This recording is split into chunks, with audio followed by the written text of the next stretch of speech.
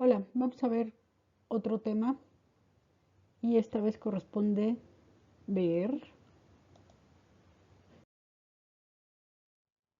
los principios constitucionales tributarios, pero vamos a hacer antes algunas aclaraciones.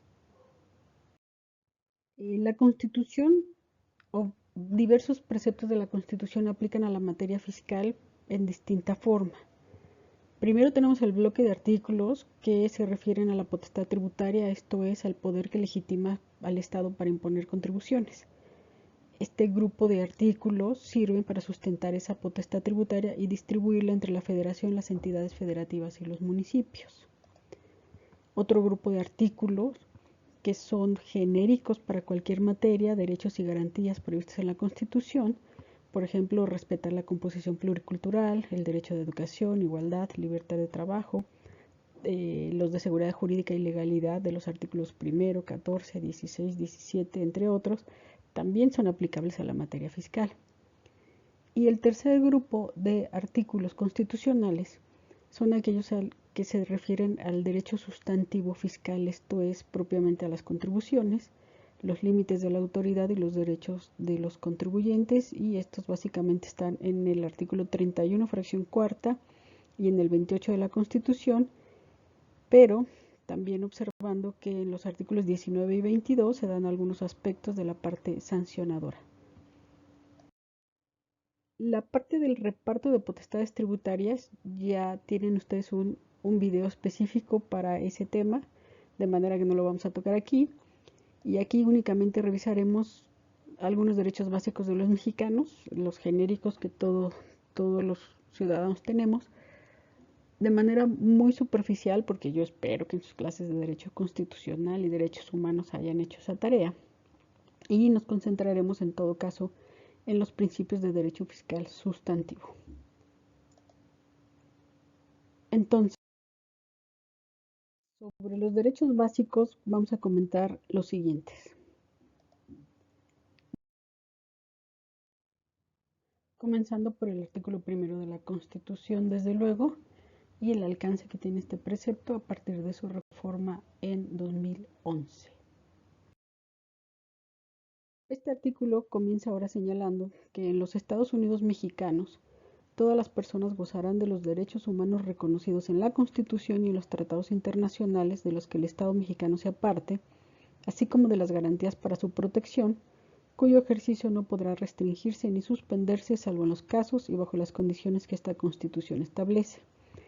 La relevancia de esta reforma de 2011 es que convierte a los derechos humanos en una figura de derecho positivo.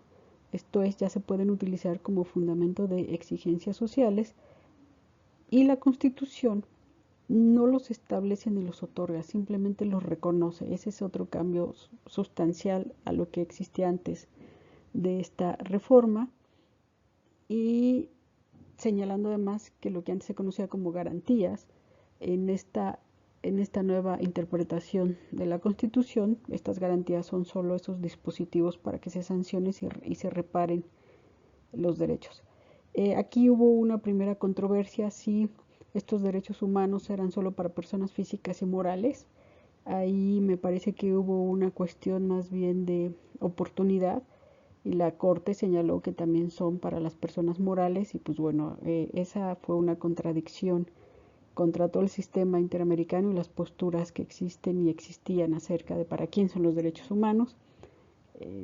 Tiene sus pros y sus contras, pero hasta el momento más o menos así se ha ido interpretando este primer párrafo. El segundo párrafo de la Constitución, del artículo 1, nos dice que las normas relativas a derechos humanos se interpretarán de conformidad con la Constitución y con los tratados internacionales de la materia, favoreciendo en todo tiempo a las personas la protección más amplia. Este principio pro persona significa que se van a extender los alcances de los derechos al máximo, reduciendo sus limitaciones, y también esta interpretación conforme, que es una figura muy interesante.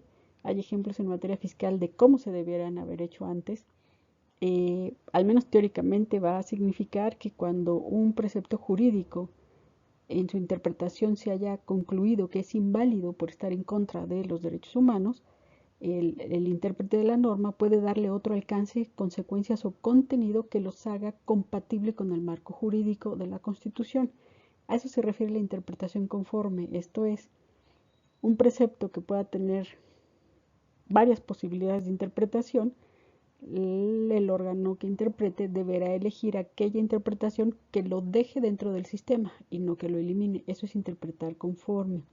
Por ahí les voy a hacer un short sobre un caso que hubo acerca de la interpretación de la ley del impuesto sobre la renta y cómo habría sido distinto el resultado de haberse aplicado este principio de interpretación conforme.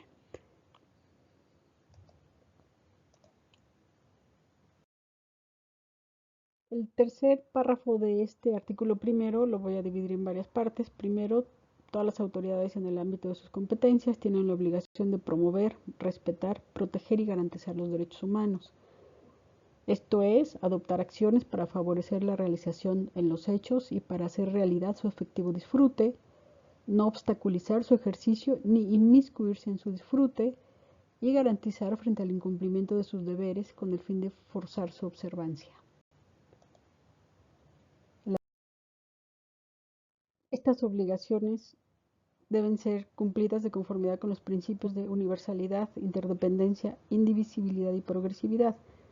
Significa que los derechos son para todas las personas, no porque se trate de imponer homogeneidad, sino de asegurar la igualdad desde la diferencia, condiciona las políticas públicas para que no se mantengan inmóviles y además no sean regresivas, y se acepta que los derechos pueden impactar entre sí y por lo tanto son interdependientes, a la vez que no se pueden separar en ningún momento en cuanto a su interpretación y operación. Esto es, no hay una jerarquía o categorías de derechos, sino que tienen que verse de manera interdependientes.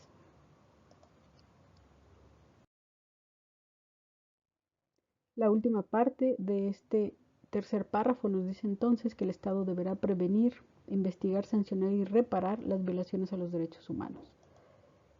¿Qué podemos entender por prevenir? Deberá diseñar y operar instituciones eficientes y eficaces para desincentivar el quebranto de los derechos humanos, incluyendo el establecimiento de legislaciones adecuadas, no profundizar la vulnerabilidad de las personas y promover incluso la educación de calidad respetuosa de los derechos.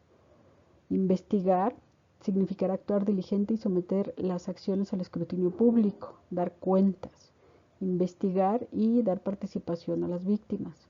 Sancionar.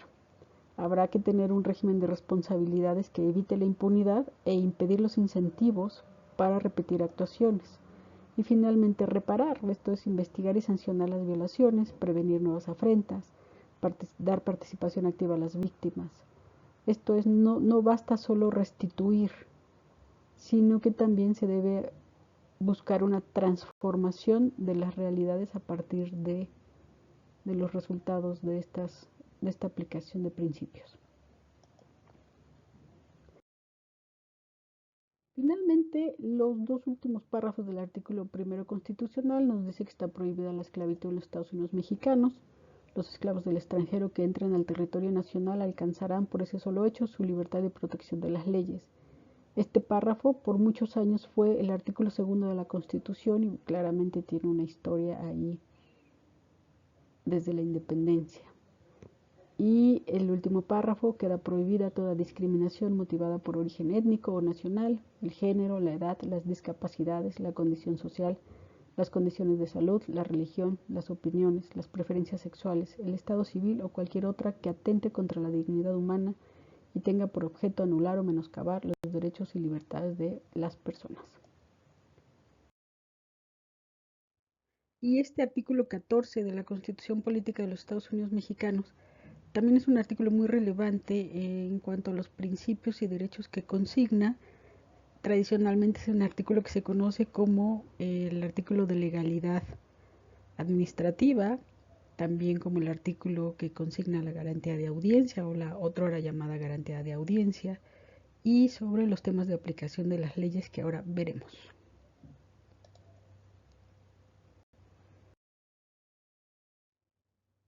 Entonces, este artículo 14 constitucional comienza señalando que a ninguna ley se dará efecto retroactivo en perjuicio de persona alguna. Esta primera parte del artículo también es relevante en materia fiscal, porque las normas fiscales establecen que las leyes aplicables a las obligaciones fiscales serán aquellas que estuvieran vigentes cuando se llevan a cabo los supuestos de hecho o de derecho que establece la misma ley para generar la obligación tributaria. Estamos hablando de la obligación sustantiva de pago. Desde luego también se admite la posibilidad de aplicar otro tipo de normas tratándose de temas de procedimiento. La segunda parte de este artículo es lo que se conoce como la garantía de audiencia, esto es, nadie podrá ser privado de la libertad o de sus propiedades, posesiones o derechos, sino mediante juicio seguido ante los tribunales previamente establecidos, en el que se cumplan las formalidades esenciales del procedimiento y conforme a las leyes expedidas con anterioridad al hecho. ¿Por qué se llamaba o se solía conocer esta parte del artículo como el derecho de audiencia? Porque se dice, antes de ser privado de alguno de tus derechos, tienes derecho a que se te siga un juicio, y una de las principales formalidades de cualquier procedimiento o juicio es que te notifiquen, que te dejen argumentar y probar en tu defensa. Y también este artículo, conocido como el de legalidad, se tienen que aplicar las leyes expedidas con anterioridad al hecho. Este tercer párrafo tiene mucha relevancia para la materia fiscal, ya que si bien dice cómo se deberá hacer o las reglas de aplicación de las leyes en materia penal, para ciertas obligaciones en materia fiscal aplica exactamente este principio. Entonces, este tercer párrafo dice, en los juicios del orden criminal queda prohibido imponer, por simple analogía y aún por mayoría de razón, pena alguna que no esté decretada por una ley exactamente aplicable al delito que se trata.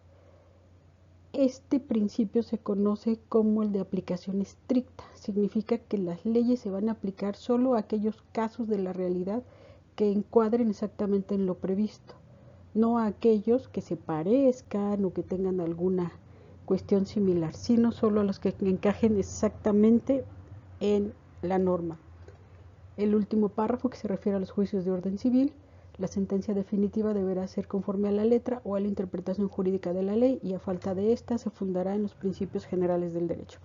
El derecho fiscal en realidad utiliza estas dos fórmulas, ya que para los casos de las obligaciones tributarias la norma deberá aplicarse de manera estricta, mientras que para otro tipo de conductas o condiciones fiscales sí será permitida la analogía. El artículo 16 de la Constitución también es relevante para la materia fiscal desde varios puntos de vista. La primera parte de este artículo 16 nos dice que nadie puede ser molestado en su persona, familia, domicilio, papeles o posesiones, sino en virtud de mandamiento escrito de la autoridad competente que funde y motive la causa legal del procedimiento. Este es un artículo que se conoce como el de principio de seguridad jurídica, ya que ninguna persona podrá ser molestada si no es que una autoridad primero competente que funde y motive le dé a conocer las razones por las cuales los actos de molestia. Este tema de autoridad competente lo que busca es que una persona legitimada para llevar a cabo acciones en nombre del Estado o del gobierno pueda llevarlos a cabo, y la fundamentación y motivación, que es uno de los principios básicos del derecho mexicano, es que no puede llevarse a cabo ningún acto de molestia si no está previsto en una ley. Por eso es la fundamentación, debe existir una norma jurídica que le dé a la autoridad las facultades para ejercerlas en actos de molestia, y la motivación pues es esa explicación que debe dar la autoridad de por qué una situación concreta se ajusta a una norma que le da facultades de molestia. El segundo párrafo nos habla también de algo que vamos a ver cómo queda en los siguientes años, que tiene que ver con que toda persona tiene derecho a la protección de sus datos personales, al acceso, rectificación y cancelación de los mismos, así como a manifestar su oposición en los términos que fije la ley, la cual establecerá los supuestos de excepción a los principios que rijan el tratamiento de datos por razones de seguridad nacional, disposiciones de orden público, seguridad y salud pública, o para proteger los derechos de tercero. Este párrafo en materia fiscal también es muy relevante, Primero es uno de los fundamentos para la protección de los datos y las declaraciones en materia fiscal. Hay un artículo del Código Fiscal de la Federación que habla del secreto fiscal y tiene que ver con esto. Son asuntos que no pueden ser del dominio público. Las cualidades fiscales de las personas no pueden ser públicas. Y también ha tenido operación de otra manera. Hace poco el fisco celebró o dictó alguna regla en donde se permitía a sí mismo prestar sus bases de datos para ciertos fines privados, es decir, para que se corroborara la personería de los contribuyentes en ciertas actuaciones no fiscales. Y ahí la Corte dijo no, el tema de los datos fiscales no puede servir más que para los fines fiscales. Entonces aquí hay algo muy interesante. Otra parte del artículo 16 que es relevante son estos dos párrafos. Ahorita el primero que les voy a leer hasta ahorita es el párrafo 16, quién sabe a dónde va a llegar después, pero dice que la autoridad administrativa podrá practicar visitas domiciliarias únicamente para cerciorarse de que se han cumplido los reglamentos sanitarios de policía y exigir la exhibición de los libros y papeles indispensables para comprobar que se han acatado las disposiciones fiscales, sujetándose en estos casos a las leyes respectivas y a las formalidades prescritas por los cateos. Primero, en el caso de las visitas domiciliarias de toda autoridad administrativa, la interpretación de este artículo ha señalado que no solo son reglamentos sanitarios y de policía, es cualquier reglamento u obligación que se imponga a las personas en materia administrativa. Y en cuanto a la materia fiscal, pues este es el párrafo que sustenta las visitas domiciliarias o los actos de fiscalización de la autoridad porque es el sustento para pedir la exhibición de libros y papeles. Ahora, las formalidades de los cateos, que también están en este artículo, pero párrafos previos, nos dice que la autoridad judicial podrá expedir la orden de cateo, que expresando el lugar que ha de inspeccionarse, la persona o personas que hayan de aprenderse y los objetos que se buscan, a lo que debe limitarse la diligencia, levantándose al concluirla un acta circunstanciada en presencia de dos testigos y por la autoridad que practique la diligencia. Esto es básicamente los sustentos de una orden de visita o una orden de inspección o una orden de comprobación fiscal. La tiene que llevar la autoridad, en este caso no es la autoridad judicial, sino la autoridad fiscal competente a quien la ley le da las atribuciones para hacer ese tipo de órdenes y en efecto deberá señalarse con precisión qué se va a revisar, en este caso, por ejemplo, qué contribución se va a revisar, por qué ejercicios fiscales se va a revisar, qué tipo de documentos se van a revisar. En estas órdenes de comprobación o de visita se señala incluso quiénes pueden acudir a los domicilios, en qué domicilio se va a llevar a cabo la diligencia y sí frente a dos testigos y siempre mediante acta circunstanciada.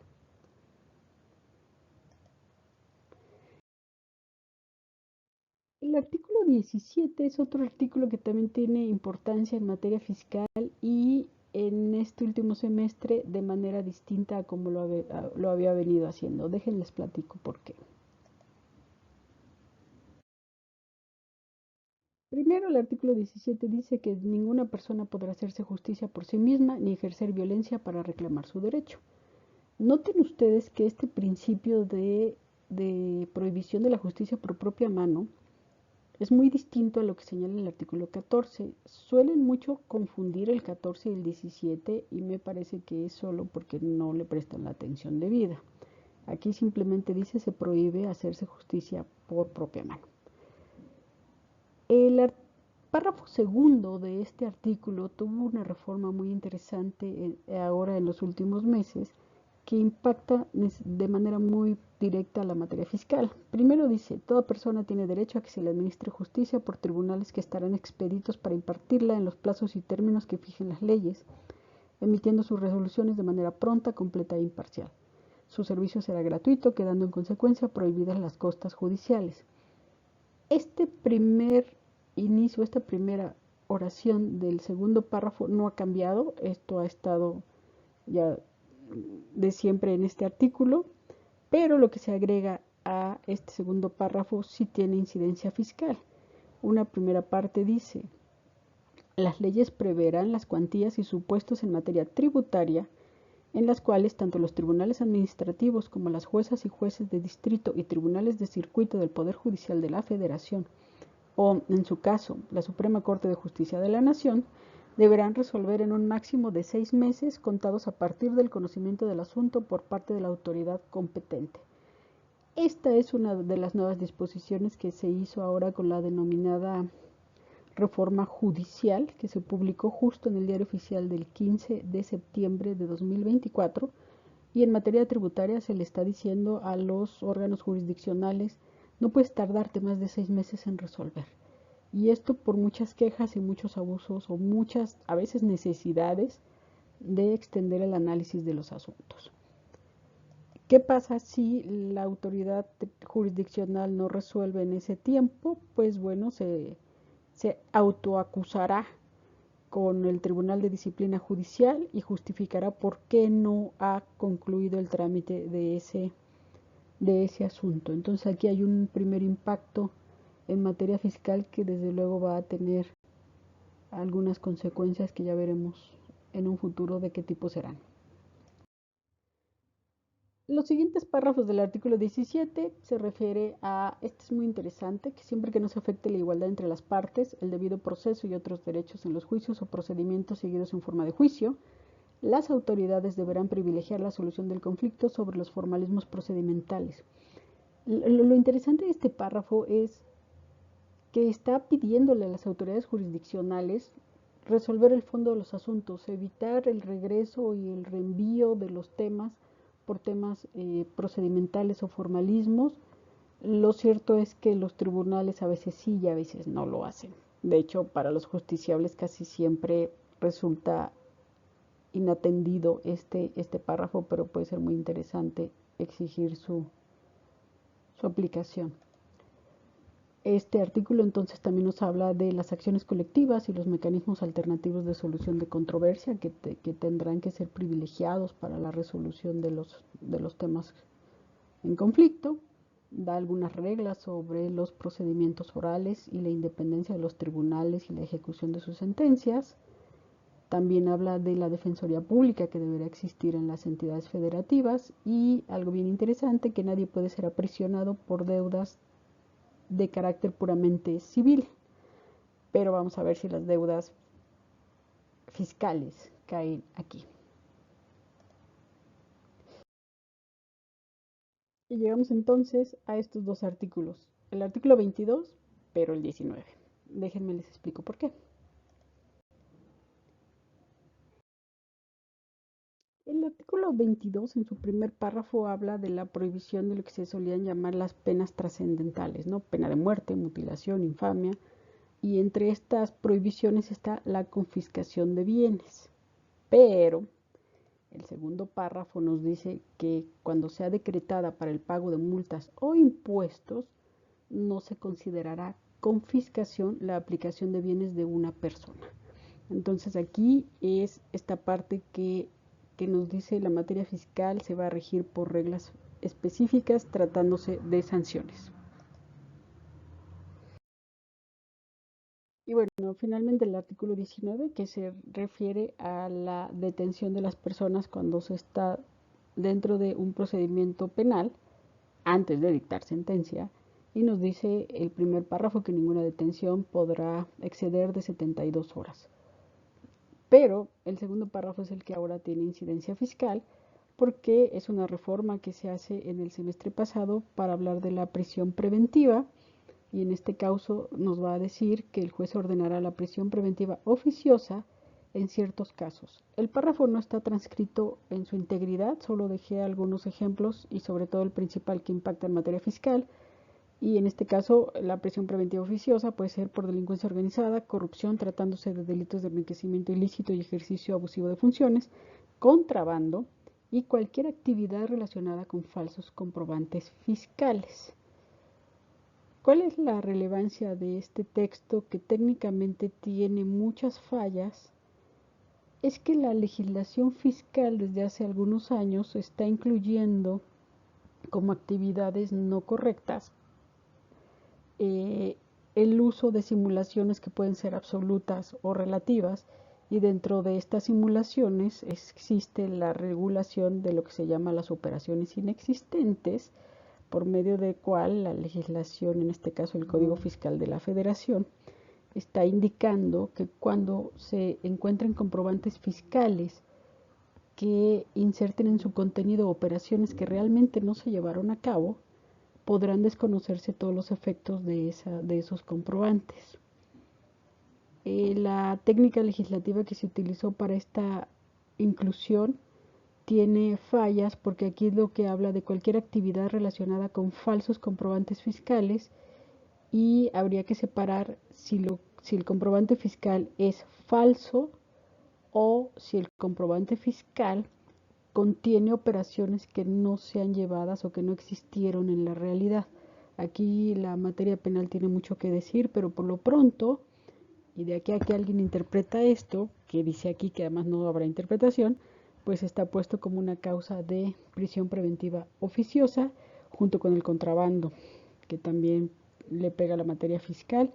Y una cláusula que se incluyó en muchas de las reformas del semestre pasado es el tema de atenerse a la literalidad de estas reformas. Y bueno, si nos atenemos a la literalidad de esta reforma, probablemente este delito no exista, pero bueno, nadie va a querer estar en la cárcel mientras alguien interpreta esto, ¿no? Este es entonces otro de los sustentos del derecho penal fiscal que aparece con las reformas de 2024.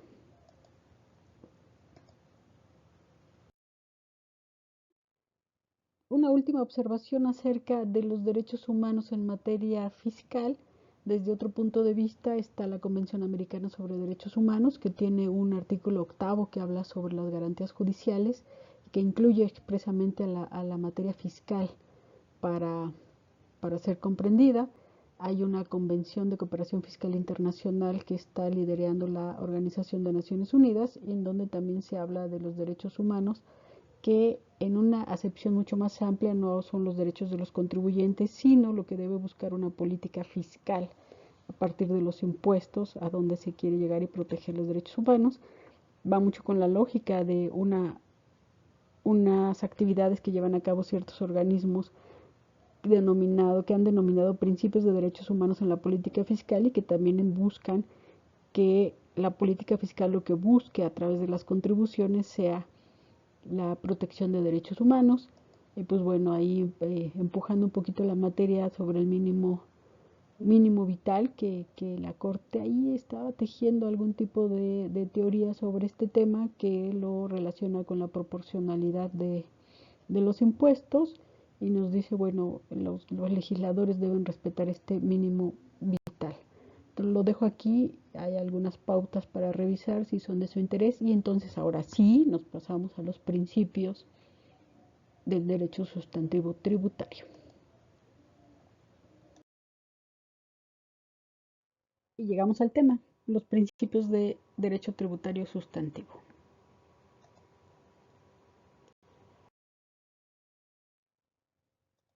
Ahora, la obligación de pagar impuestos es una obligación de carácter general. Así lo podemos advertir de leer dos artículos en conjunto de la Constitución. Primero, el artículo 31, que habla de que son obligaciones de los mexicanos contribuir para los gastos públicos, así de la Federación como de los estados, de la Ciudad de México y del municipio en que residan, de la manera proporcional y equitativa que dispongan las leyes. Mientras que el artículo 28 señala que en los Estados Unidos mexicanos quedan prohibidos los monopolios, las prácticas monopólicas, los estancos, las condonaciones de impuestos y las exenciones de impuestos en los términos y condiciones que fijan las leyes. El mismo tratamiento se dará a las prohibiciones a título de protección a la industria. Estos dos artículos revisados en conjunto nos dicen que la obligación de pagar impuestos es general y que no habrá excepciones a esta obligación. Estas excepciones, las figuras que establece el artículo 28, serían a través de una condonación, que es una figura por virtud de la cual se perdona el pago de una deuda, y en este caso es que el propio fisco pueda perdonar el pago de los impuestos. Y la exención son supuestos que establecen las leyes en donde una persona o una entidad lleva a cabo una situación de hecho que es suficiente para dar nacimiento a la obligación fiscal, pero por motivos casi siempre de política extrafiscal o beneficios sociales, la misma legislación exime a estos sujetos del pago del impuesto. Un ejemplo, la Lotería Nacional para la Asistencia Pública, se cree que los recursos que recaude en sus sorteos son para la asistencia pública y por lo tanto quedará exenta de pago del impuesto. Ahora, el artículo 28 tiene una trampita, porque dice que están prohibidas las condonaciones y las exenciones en los términos y condiciones que fijan las leyes. En el momento en el cual este artículo constitucional deriva en las leyes la posibilidad de determinar los términos y condiciones de las prohibiciones, en realidad no lo convierte en una prohibición legal más no constitucional.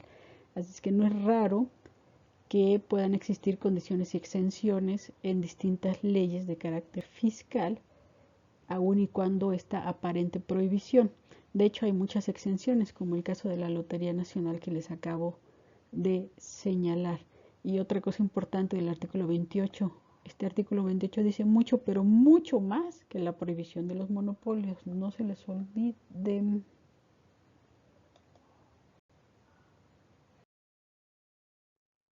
Ahora vámonos punto por punto lo que dice el artículo 31, porque aquí este artículo es el fundamental para señalar los principios o los derechos e incluso los límites de las autoridades en la imposición de las contribuciones. Entonces, lo primero es que son obligaciones de los mexicanos contribuir para los gastos públicos. Ahí hay un destino específico. De la Federación, de los estados, de la Ciudad de México y del municipio, esto es de todo el país, en que residan de la manera proporcional y equitativa que dispongan las leyes. De esto va a tratar lo que resta del video, con excepción del principio de legalidad tributaria que se desprende de estas cuatro palabritas, porque hay un video particular para esas cuatro pequeñas palabras, pero vamos a ver cómo la interpretación jurisdiccional, la dimensión que les otorga. Entonces, primero hay una obligación para contribuir para los gastos públicos.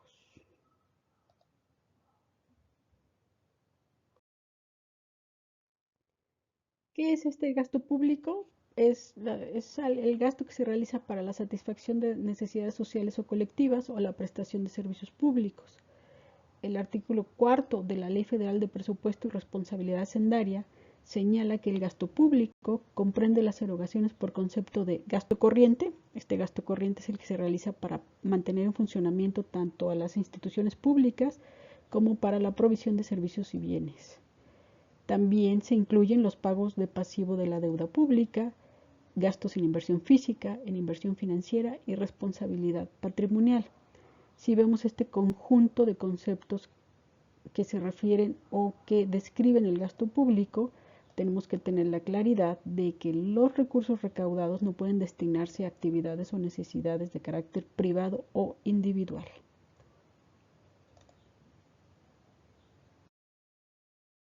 El tema del gasto público tiene algún par de cuestiones a señalar. Por ejemplo, si puede o no este dinero recaudado destinarse a un fin específico. Y aquí hay un ejemplo que les pongo. Algunos impuestos estatales sobre el hospedaje señalan que el monto de lo recaudado tendrá como finalidad promover el desarrollo turístico de la entidad. Lo que se ha señalado cuando las leyes tributarias señalan este tipo de finalidades es que no contravienen el principio de destino al gasto público, ya que aunque tengan un destino o aparentemente un destino particular, sigue siendo una finalidad pública.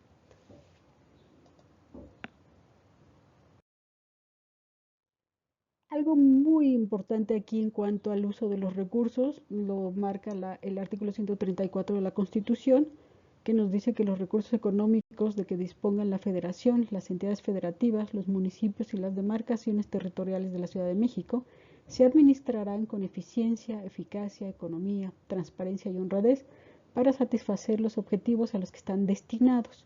Entonces aquí no es noticia, desafortunadamente, que muchas veces aparecen genios y desaparecen el dinero recaudado y no lo destinan a aquellos objetivos de interés público que señala la Constitución, y hasta el momento, y dudo mucho que cambie, las decisiones del Poder Judicial de la Federación han señalado que el artículo 31, fracción cuarta constitucional, se limita a señalar el destino, pero no se refiere al uso, ejercicio o programación del gasto. Por lo tanto, cuando algún grupo o algunos grupos de contribuyentes se han unido para hacer o impugnar el destino, el mal uso de los recursos, las facultades discrecionales que se arrogan las autoridades, o incluso con donaciones abiertamente ilícitas, pues hasta el momento el Poder Judicial no ha reconocido la legitimación de estos grupos, aunque que pelean ante francos desvíos de recursos públicos. Hay un par de intentonas en el país de los amparos que se denominaron Yo Contribuyente o el amparo contra los moches, que no lograron mucho en estos términos. Lo que termina diciendo la Corte es que de cualquier forma la Constitución tiene una serie de normas relativas al uso, ejercicio y verificación del cumplimiento del gasto público, pero esta verificación, esta revisión no se hace desde la lógica de un derecho de los contribuyentes a exigir cuentas, sino desde la eficacia del gasto público, y quienes llevan a cabo estas acciones, tanto la Auditoría Superior de la Federación y sus similares en los estados, y la actual Secretaría Anticorrupción y de Buen Gobierno, que antes era la Secretaría de la Función Pública. ¿Qué hace principalmente la Auditoría Superior de la Federación? Es revisar la cuenta pública, que este gasto haya cumplido con los criterios señalados en el presupuesto de ingreso, que se cumplan los objetivos de los programas que fueron presupuestados. En caso de que la Auditoría Superior de la Federación encuentre discrepancias, inexactitud o falta de justificación, podrá determinar responsabilidades o recomendaciones, pero hasta ahí llega el tema. El siguiente punto del artículo 31, fracción cuarta, es que esta contribución tiene que ser tanto para la Federación como los estados de la Ciudad de México y el municipio. Y bueno, esto lo explicamos ya en el video sobre el reparto constitucional de potestad para imponer contribuciones, y esto es porque en los tres niveles de gobierno se llevan a cabo la prestación de servicios públicos de distinto orden, y por lo tanto los tres niveles de gobierno necesitarán tener esos recursos para dichos fines.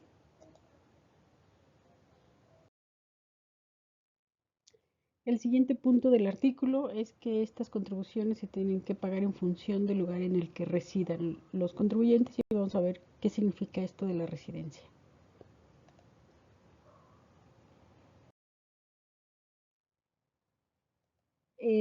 Hay un antecedente lejano que me gusta mucho citar, que es el Tratado de Paz y Amistad entre México y España de 1836, y es uno de los primeros lugares en donde toma relevancia la residencia como parámetro tanto de aplicación de las leyes como de las cargas tributarias. El artículo sexto de este tratado dice: los comerciantes y demás ciudadanos de la República Mexicana o súbditos de su Majestad Católica que se establecieren, traficaren o transitaren por todo o parte de sus territorios de uno u otro país, gozarán de la más perfecta seguridad en sus personas y propiedades, y estarán exentos, déjenme leo lo subrayado, estarán exentos de toda carga, contribuciones o impuestos que no fuere pagado por los ciudadanos y súbditos del país en que residan, sujetándose siempre a las leyes, reglamentos y usos de aquella en que residieren. Este me parece que es un principio básico de, sin importar en dónde realicen sus actividades o se establezcan o transiten, con este tratado y en este artículo en particular se reconoce que solo estarían obligados a pagar aquellos contribuciones, impuestos o cargas que fueran similares a las que tuviesen las personas de la misma residencia. Esto entonces pareciera entonces que este artículo de lo que habla es de la residencia en un sentido de lugar de ubicación de una casa habitación. Pero vamos a ver qué significa o qué sentido tiene actualmente el concepto de residencia.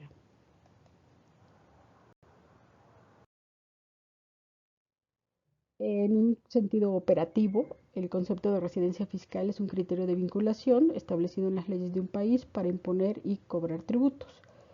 dice la Organización para la Cooperación y Desarrollo Económicos en su modelo de impuestos sobre la renta y del capital, que un residente de un país será aquella persona que bajo las leyes de ese país esté obligado a pagar impuestos por razón de su domicilio, de su residencia, de su lugar de operación o por algún otro criterio.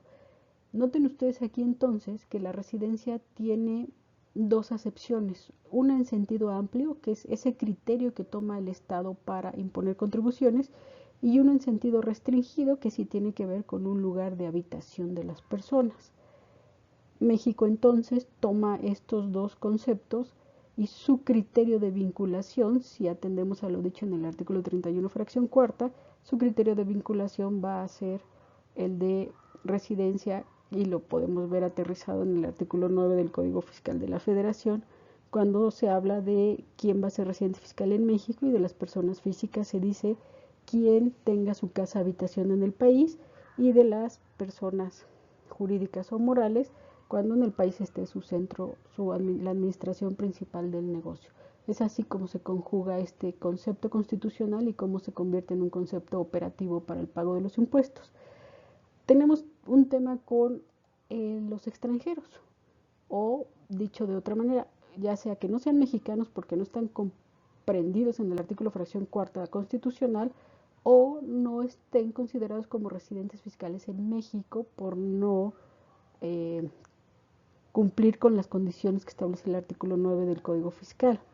En este caso, lo que se ha dicho es que si bien no estarían obligados al pago del impuesto por imposición del artículo 31, fracción cuarta, no les exime de estar obligados al pago del impuesto por otros motivos, ya que, dice el Poder Judicial de la Federación, el artículo 31, fracción cuarta, establece deberes de solidaridad entre los mexicanos, lo que no exime que cuando un extranjero obtenga recursos, ingresos o lleve actividades vinculadas con el país, pueda también verse sometido a impuestos por razones que se conocen de fuente de ingreso o actividades vinculadas al mismo.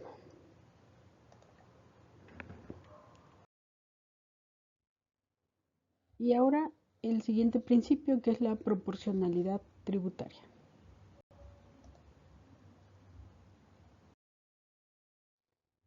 Comencemos primero por hablar un poquito de estos dos principios, proporcionalidad y equidad, porque para algunos autores estos principios se identifican con las cualidades de los principios de justicia clásicos. Luis Recasens-Siches, en su Tratado General de Filosofía, dice, por ejemplo, hace una síntesis impresionante de las doctrinas sobre la justicia, y dice que en estas doctrinas coinciden que la justicia es una regla de armonía, de igualdad y de proporcionalidad entre lo que se da y se recibe en las relaciones interhumanas, entre individuos y entre estos y la colectividad. Cuando extrae estas cualidades de las distintas doctrinas de justicia, es notorio que dos de estas cualidades son la igualdad y la proporcionalidad, y por eso se dijo y se sigue diciendo en algunos casos que los principios tributarios de proporcionalidad y equidad solo son cualidades de un principio universal de justicia. Por ejemplo, hay una nota bien interesante de Santo Tomás de Aquino, cuando habla en su teoría o en su doctrina sobre la justicia. Dice que es propio de la justicia ordenar al hombre en sus relaciones con los demás, puesto que implica cierta igualdad, como lo demuestra el mismo nombre, pues se dice que se ajustan las cosas que se igualan y la igualdad es con otro.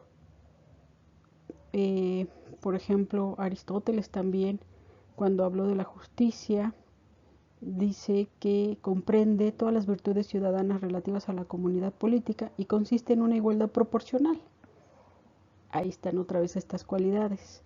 Divide Aristóteles a su doctrina de la justicia en justicia distributiva y correctiva. En la justicia distributiva se aplica el reparto de los honores y los bienes que apuntan al propósito de que cada asociado reciba de esos honores y bienes la porción adecuada a su mérito, con lo cual se afirma el principio de la igualdad, pues tal principio sería violado si se diese igual trato a méritos desiguales. En ese otro sentido, también algunos autores señalan que estos principios son otra vez derivados del único principio de justicia de Adam Smith, que hablaba de que cada persona debe contribuir a su sometimiento mediante el pago de tributos en función de sus ingresos. Pero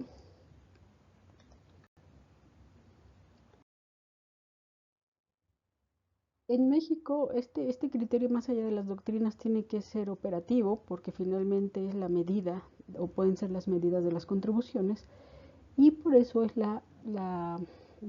el Poder Judicial o la doctrina del Poder Judicial quien ha separado estos dos principios, señalando que por proporcionalidad se va a atender a la protección del contribuyente, quien solo está obligado a contribuir en función de su capacidad contributiva.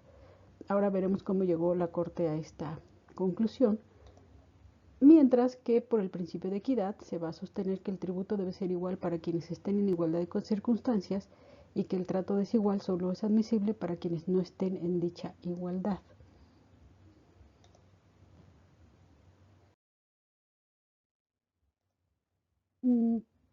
Hasta 1965, cuando se hablaba de la proporcionalidad, se pensaba en un criterio de tributación que impedía a la autoridad legislativa imponer contribuciones que fueran exorbitantes y ruinosos para los contribuyentes, y hasta 1983 se admite que este principio va más allá de una contribución exorbitante, sino que ya se considera como un derecho a contribuir conforme a la capacidad económica del sujeto.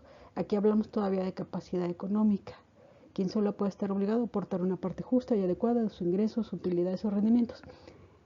Esta diferencia tiene que ver con un viejo, con un añejo, con una añeja distinción que decía que dado que eh, el artículo 31, fracción cuarta, se encontraba en el capítulo de obligaciones de los contribuyentes y no en el capítulo de las garantías individuales, de las entonces garantías individuales, pues no se podrían reconocer como derechos, ¿no? Aquí la evolución jurisprudencial fue la que apuntaló a que más allá de en dónde está situado el artículo, entender cuál puede ser su teleología.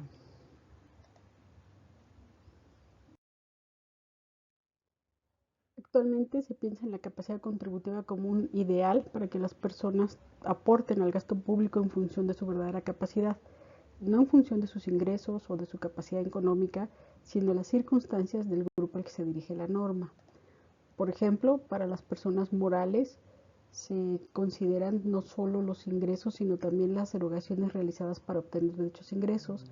Y de las personas físicas se busca que se tomen en cuenta también algunos otros elementos y gastos realizados para mantener un nivel de vida digno. En México se apuntala a los mínimos de existencia o mínimo vital para tratar de que los impuestos no sean confiscatorios.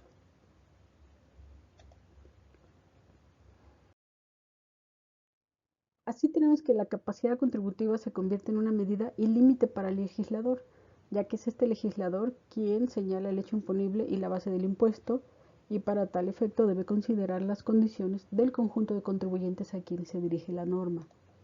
En síntesis, esta capacidad contributiva es una potencialidad real para contribuir al gasto público mediante la aportación adecuada derivada de la manifestación de riqueza agravada. Aquí quiero hacer un paréntesis: el principio de proporcionalidad, incluso en la forma en que se entiende actualmente, derivado del artículo 31, fracción cuarta, no es ni equiparable al análisis o test de proporcionalidad que se comenzó a utilizar después de la reforma de derechos humanos. En la parte final del video les dejo algunas líneas para identificar esta diferencia. Y finalmente, la tributación debe ser equitativa en los términos que dispongan las leyes, pero ya señalábamos que el tema de la legalidad será visto en otro video.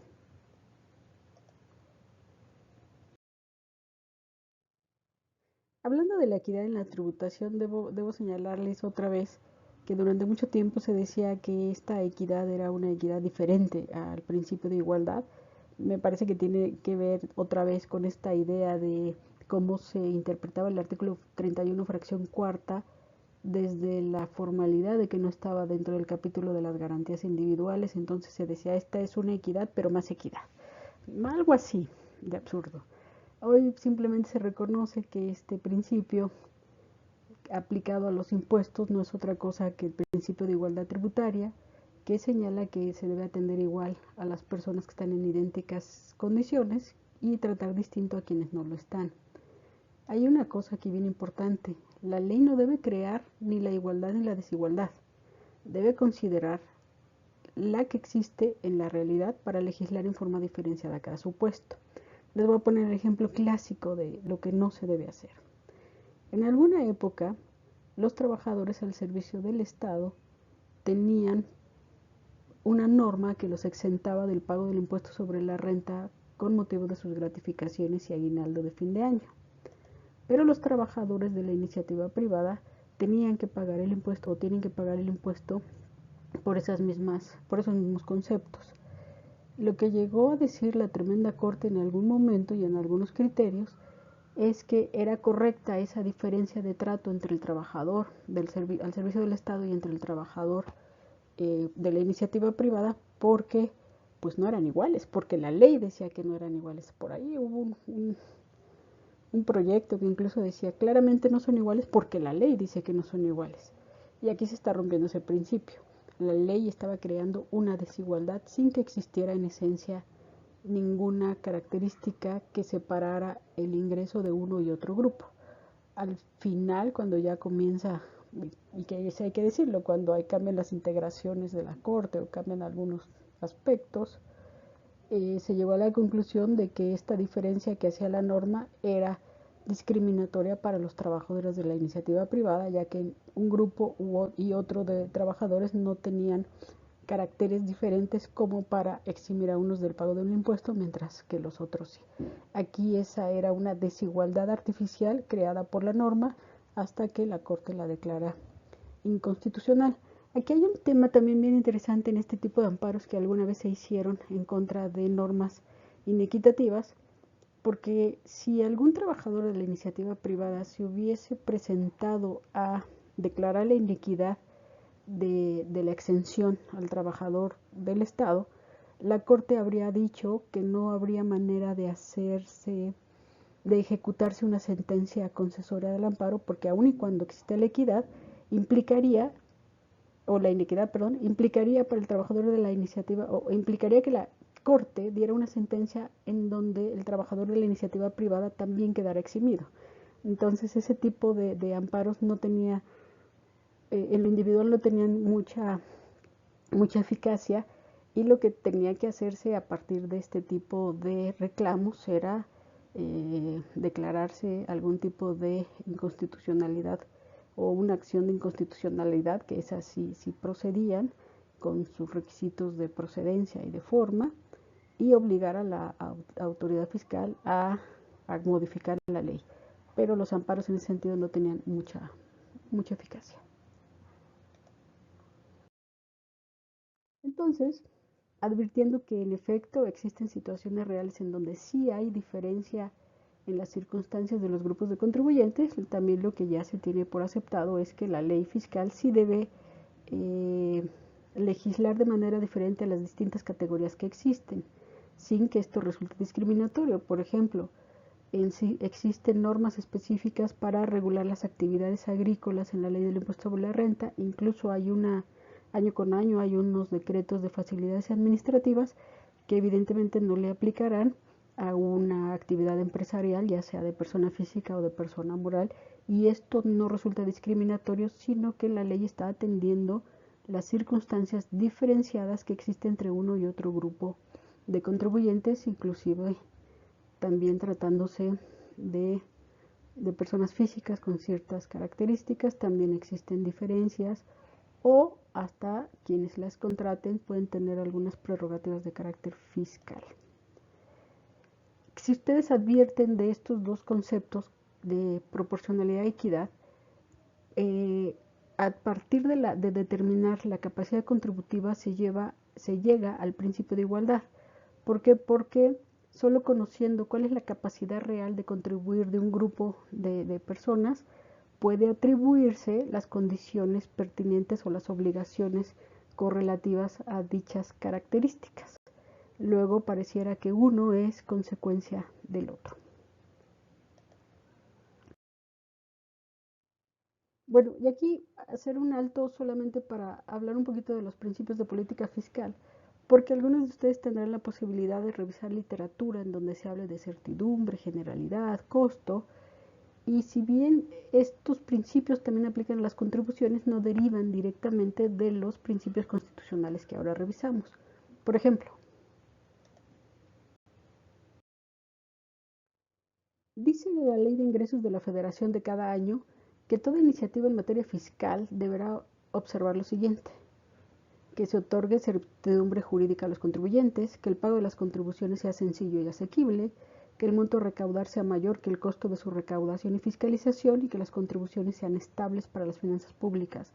Estos son más bien principios económicos de las tributaciones y los encontrarán también en Adam Smith, en David Ricardo y en algunos otros teóricos clásicos, y sí se recogen en la legislación mexicana, pero no como derechos de los contribuyentes o principios constitucionales, pero sí como aspectos a considerar cada vez que se legisle alguna norma de carácter fiscal, y este es un artículo que el de este año es el artículo 26 de la Ley de Ingresos de la Federación.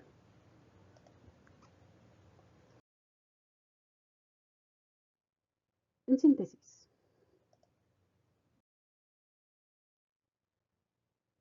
los principios constitucionales que me voy a referir: el gasto público, los recursos deben utilizarse para la satisfacción de necesidades públicas, el destino debe estar estipulado en los presupuestos de egresos y al momento en México no se acepta como derecho de los contribuyentes reclamar la rendición de cuentas sobre el uso de las contribuciones como si este derecho derivara del artículo 31, fracción cuarta. Proporcionalidad, que se identifica actualmente con la capacidad contributiva de las personas, y hay que diferenciarlo de la técnica de proporcionalidad, que es cuando se determina la imposición sobre una porción o tasa de una base determinada, con el principio que se identifica con la potencialidad para contribuir del gasto público, y el de equidad, que es tratar igual a quienes se encuentren en las mismas circunstancias y desigual a quienes estén en desigualdad de condiciones. La tributaria, que les decía que por muchos años se decía que era una igualdad especial, pero hoy simplemente señalar que es una manifestación del principio general de igualdad.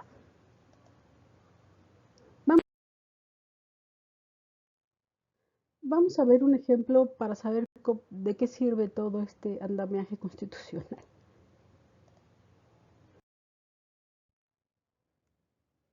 Tomemos este ejemplo. El gobernador del estado W emitió y publicó un decreto por medio del cual se determina que los propietarios y operadores de aplicaciones informáticas que se utilizan para descargar música deberán pagar el 2% de sus ingresos por dichas operaciones en territorio del estado. Cuando le fue preguntado por qué razón se debe pagar ese impuesto, el mencionado funcionario respondió: porque se están usando los recursos del estado, sin aclarar cuáles recursos. ¿Qué principios contenidos en el artículo 31, fracción cuarta de la Constitución Política de los Estados Unidos Mexicanos se transgreden con la emisión del decreto que se menciona? Les voy a dar una especie de metodología para poder resolver esta cuestión. Ahora les propongo la siguiente estrategia para resolver esta cuestión. Primero, si vamos a revisar los principios o derechos contenidos en el artículo 31, fracción cuarta, vamos a hacer una tablita. ¿Cuáles son estos principios? Gasto público, proporcionalidad, equidad, legalidad. Legalidad está dividida en varios puntos, es la razón por la que lo vamos a revisar hasta el siguiente video. ¿Qué queremos saber de cada principio? ¿Qué aspectos deben existir para considerar satisfecho el principio? Si vamos a revisar equidad, debemos de partir de que las leyes no deben hacer diferencias discriminatorias entre los distintos contribuyentes. El de legalidad, aunque lo vamos a ver más adelante, ya podemos ahora saber que hay un procedimiento de creación de las leyes fiscales, lo vimos en algunas otras unidades, y les adelanto que de manera genérica los impuestos deben estar establecidos en una ley de carácter formal y material, esto es, emitida por el Congreso Legislativo y con las atribuciones de generalidad abstracta e impersonal. Después que ya tenemos bien claro de qué se tratan estos principios, vamos a comparar el caso concreto para saber si este caso concreto cumple o no con estos requisitos, y no solo vamos a contestar sí o no, vamos a explicar por qué consideramos que sí o no están satisfechos los requisitos. Entonces voy a usar el de legalidad porque aunque no lo hemos visto, quiero que ustedes hagan el intento con los otros principios que ya se vieron en este video respecto de este caso. Entonces, este es un decreto emitido y publicado por el gobernador del estado. El aspecto que voy a revisar es si es una ley de carácter formal y material y si se siguió el procedimiento de creación, y por lo tanto los aspectos son: el impuesto debe constar en una ley de carácter formal y material, es decir, debe ser una ley emitida por el Congreso estatal siguiendo el procedimiento que marca la Constitución local. Segundo cuestión: ¿el caso cumple con los requisitos de este principio? No. ¿Por qué? Porque el decreto lo emite y publica el gobernador y no el Congreso estatal. Podrá ser una ley en el sentido material, pero no en un sentido formal, porque el gobernador es una autoridad sin potestad tributaria. Así llegaríamos al primer elemento de este análisis. Les dejo la tablita para que hagan ustedes el análisis de los otros principios. Solo debo decirles que este mecanismo de constatar si las situaciones concretas coinciden o no con lo que marca la Constitución es un primer principio para una impugnación de carácter constitucional. No dejen de considerarlo. Luego, el ejemplo quedaría así. Debe constar en una ley, no se satisface este primer requisito, y aquí explico en la tercera columna el por qué. Les dejo este material para que hagan ustedes el análisis. Me parece que el ejemplo podría dar para proporcionalidad y equidad. Y pues bueno, ya cuando estemos en el principio de legalidad en el otro video, podrán ustedes completarlo. Habíamos dejado una llamada para diferenciar el test de proporcionalidad con el principio de proporcionalidad. Vamos a ver si sale rapidito.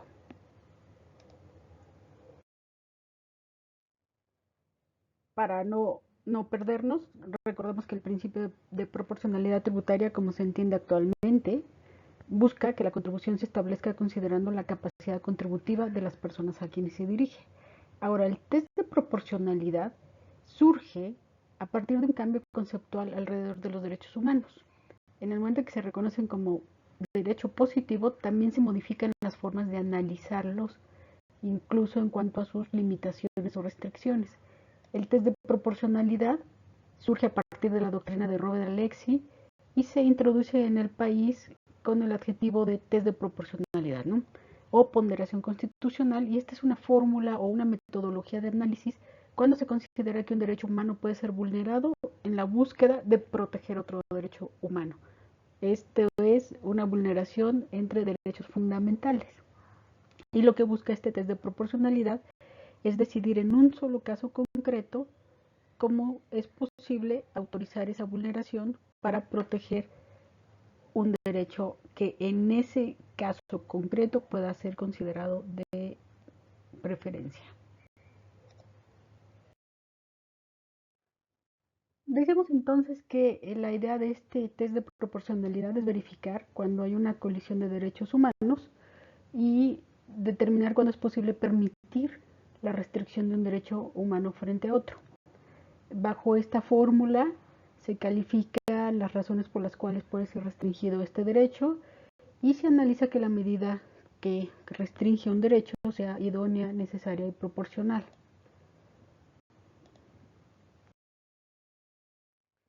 Lo cierto es que aunque se convirtió en una herramienta de moda, el test de proporcionalidad no es bien comprendido ni antes ni ahora. Vamos a ver, por ejemplo, que el Poder Judicial primero lo llamó como este test de proporcionalidad como un principio, y a cada paso uno es un subprincipio. Entonces imaginen ustedes si se va a determinar si un principio entra en colisión con otro a través de otro principio de ponderación, ya era como mucha repetición. El mismo Poder Judicial dice que un principio es un mandato de optimización que ordena que algo debe realizarse en la mayor medida posible de acuerdo con las posibilidades fácticas y normativas. Entonces era algo así como, este principio ordena que hay que hacerse algo, pero entonces hay que revisar si otros dos entran en colisión, y bueno, había ahí un tremendo conflicto conceptual. Más tarde, la Corte reconoce que este test de proporcionalidad solo es una herramienta metodológica, interpretativa y argumentativa que va a servir para verificar si algún derecho humano ha sido transgredido. frente o junto a esta metodología existe también la interpretación conforme, el escrutinio judicial y algunos otros, pero claramente, siendo estos métodos, no son ni el derecho fundamental ni un principio, sino una vía para verificar si existe o no una violación a derechos.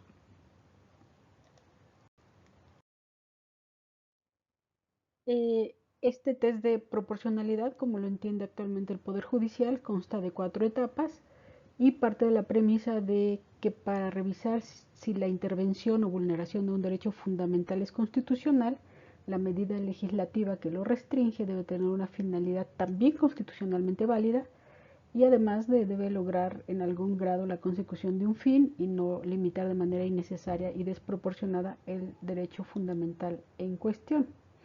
En las 4 etapas que señala la Corte, dice que la primera es revisar si hay una finalidad constitucionalmente válida. Esto es, no cualquier propósito puede justificar la limitación de un derecho fundamental. A mí me parece que este principio o que esta primera etapa es la relevante o esencialmente relevante, porque si se trata de la restricción de un derecho fundamental, tiene que ser necesariamente frente a otro derecho fundamental. Por eso, aunque se esté revisando una legislación, esta legislación tiene que estar soportada por por alguna otra norma o derecho humano.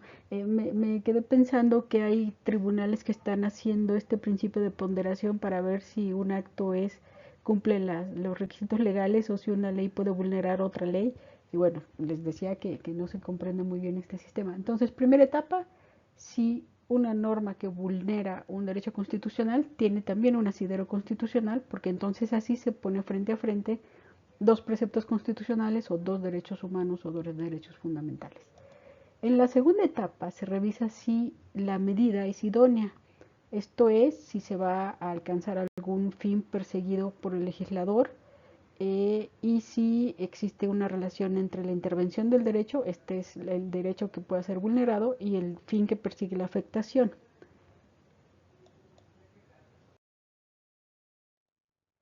La tercera etapa es la necesidad de la medida. Esta es muy interesante porque esta necesidad de la medida implicaría saber si hay medidas alternativas que también sean idóneas para llegar al fin que se propone y que estas otras medidas afecten en menor grado al derecho fundamental. Ténganlo presente porque esta tercera etapa se muere en el derecho fiscal.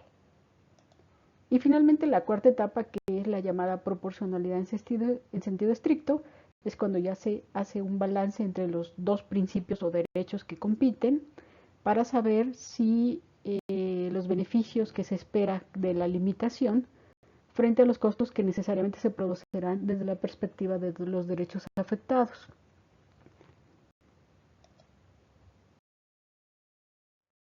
Y aquí viene lo interesante. En materia fiscal, el Poder Judicial dice que no puede vulnerar la libertad política del legislador en la configuración del sistema tributario y por lo tanto el juez constitucional solo va a revisar de manera mínima que se cumpla con si la intervención persigue una finalidad objetiva, válida y si el medio es idóneo. Aquí noten ustedes que esta interpretación jurisdiccional ya no habla de revisar la necesidad de la medida, o sea, si hay otras medidas alternativas y si tienen menor costo en la vulneración de los derechos. Simplemente dice, pues no, el presupuesto habla.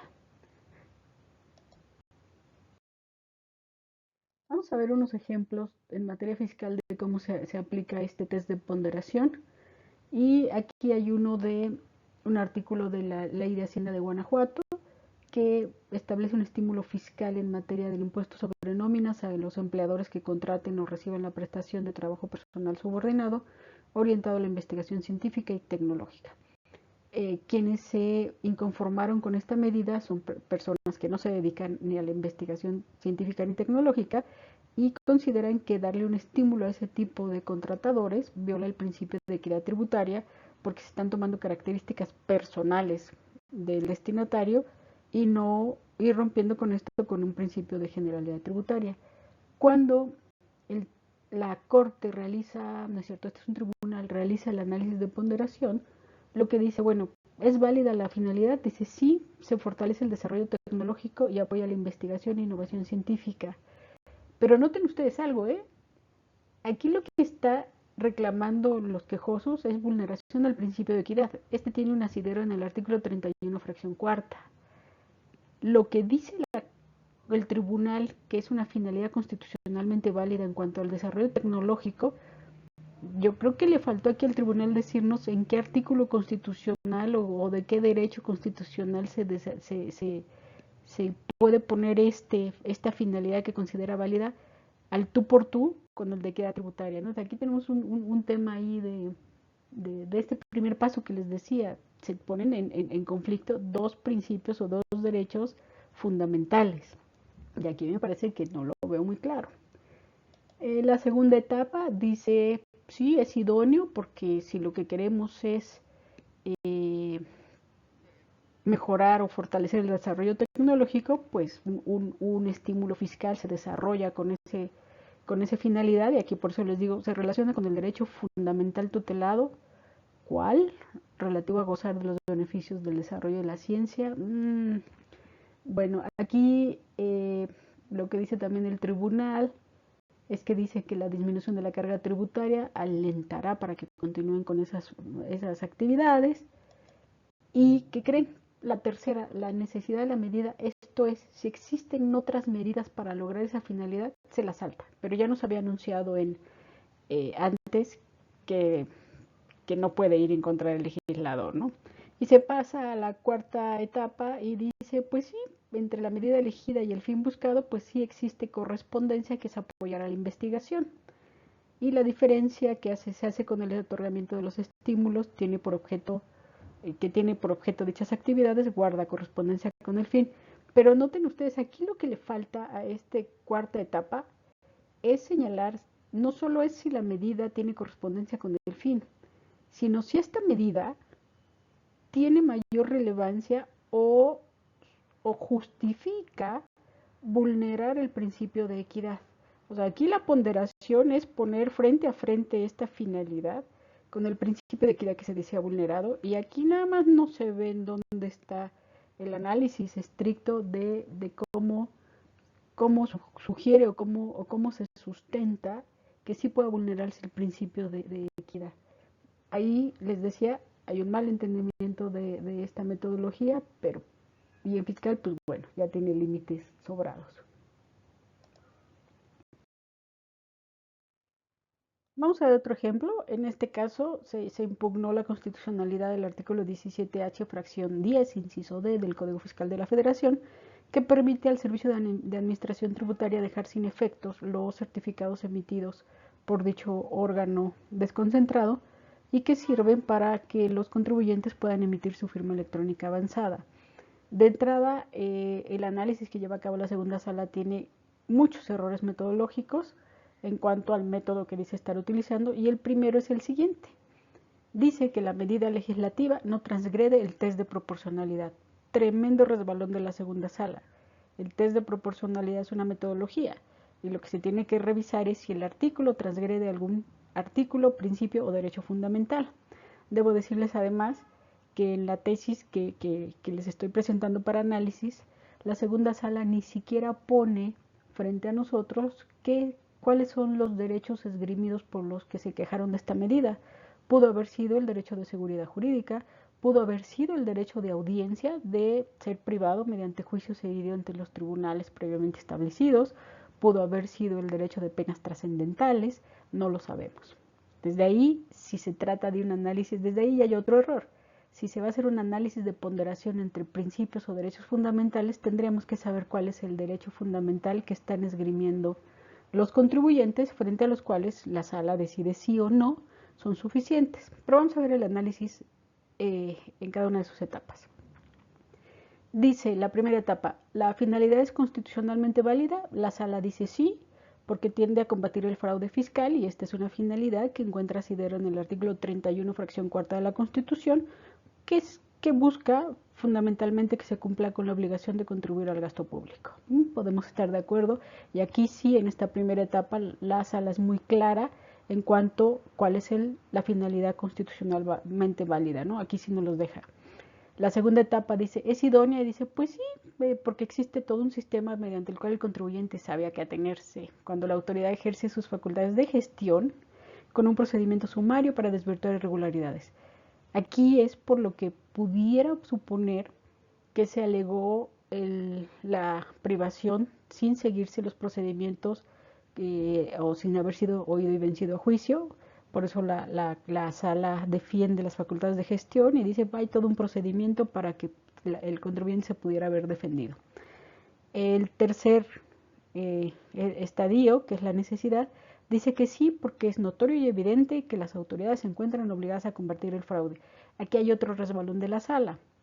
Habíamos dicho que la tercera etapa de necesidad consiste en valorar si existen otras alternativas para llegar a la finalidad buscada y si esas otras alternativas son menos costosas constitucionalmente hablando o en términos de vulneración de otros derechos que la señalada o la impugnada, y en este caso pues bueno, aquí la sala dijo lo que se le ocurrió y pues ya, ahí está su tercer tesis. Y en la cuarta etapa, de una vez les digo, la cuarta etapa lo que busca es ponderar, poner frente a sí los dos derechos vulnerados o los derechos vulnerados, no es cierto, los derechos en colisión, ¿no? Dice, a ver, si por un lado dice que el 31 fracción cuarta obliga a contribuir al gasto público, para hacer esta cuarta etapa necesariamente nos tendría que haber puesto la sala aquel otro derecho fundamental que se consideraba transgredido. No lo vemos por ninguna parte. Estamos suponiendo que pudo haber sido el de audiencia, el de seguridad jurídica, pero desde aquí ya empieza otro error metodológico.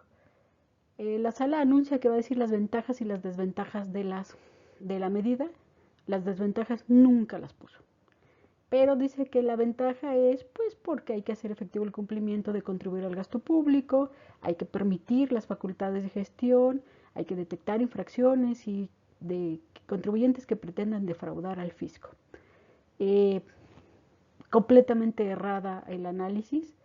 El punto aquí es, y bueno, lo sabemos todos, con la proliferación de acciones de defraudación fiscal, probablemente hay muchas medidas que esté tomando la autoridad fiscal que sean válidas y sean necesarias. Pero aquí lo que estamos resolviendo y analizando es si la segunda sala, cuando hace este análisis con la pretensión de utilizar el test de proporcionalidad, sí o no lo llevó a cabo de manera correcta, y podemos ver que la tercera y la cuarta etapa son un completo desastre en el análisis que lleva a cabo la Corte. Y pues bueno, si esto es enero de 2025, no quiero ni pensar qué va a pasar después, pero pues ya lo averiguaremos en conjunto. Un último ejemplo para que vean que no siempre son los malos. Aquí hay una disposición de la Ley de Ingresos de San Miguel de Allende que pretendía cobrar un mayor impuesto predial a aquellos predios sin construcciones, y esto porque se decía que la medida tendía a hacer que los propietarios de los bienes construyeran para evitar que se utilicen estos inmuebles vacíos para la delincuencia. Y los quejosos dicen, oye, pues viola el principio de equidad tributaria porque no pueden tener menores tasas quienes sí tienen construcciones frente a quienes sí tenemos el predio vacío. Y lo que hace aquí es también un tribunal, hace el análisis y dice, bueno, es una finalidad constitucionalmente válida, y dice sí, porque esta medida busca salvaguardar la seguridad pública, ya que busca evitar proliferación de inmuebles baldíos que en algunos casos se conviertan en refugio de delincuentes. Pero en el segundo etapa, que esto es si es idóneo, dice pues no, porque para lograr el fin buscado no se necesita darle una mayor carga contributiva al dueño de un predio vacío o baldío, porque el que las otras o los otros inmuebles tengan construcciones por sí solas no evitan que los inmuebles sean utilizados como refugio de delincuentes, ¿no? Entonces, aquí sí dice no superó el test de proporcionalidad y se concede el amparo en este caso.